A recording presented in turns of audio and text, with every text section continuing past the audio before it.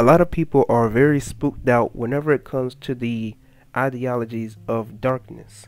And what people also don't realize is that you have to enter through darkness in order to come to the light.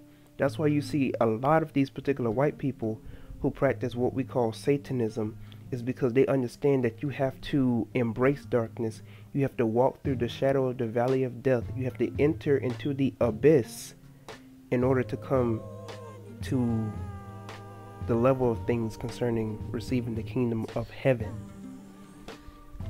Now what you see here is the mysteries, the dark sayings as described in the Bible. These are found within darkness, within da'at, and that is the Hebrew word for knowledge. So you have to enter through darkness. You have to enter through the abyss.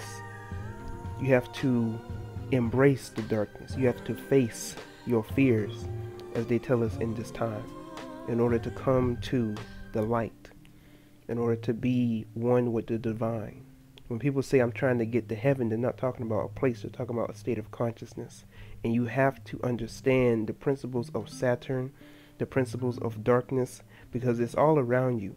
The very black cube, the black cube is talking about consciousness, the unknown. And you have to enter through that darkness. You have to be still within that darkness in order to come to the light. When it tells you in the Bible to have faith as small as a mustard seed, that's not only talking about your pineal gland, but that's talking about the state of consciousness concerning Bindu, being Abraham, being Brahma, being the father of imagination. When it was talking about Abraham being the father of multitudes, he was talking about being the father of many imaginations, multitudes concerning your thoughts. And it's all around you. When you study the Kabbalah, when you study the symbology, the symbols, that is all around you.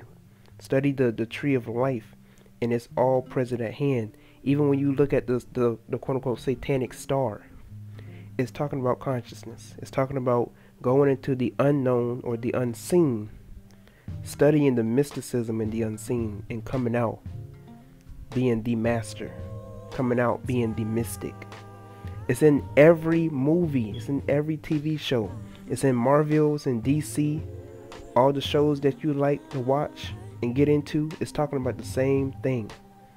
It's the same Bible story, whatever you want to call it, Greek mythology. It's talking about the same thing, the hero's journey. And it's quite plain and simple of how they put it right in front of you, because signs and symbols are for the conscious mind.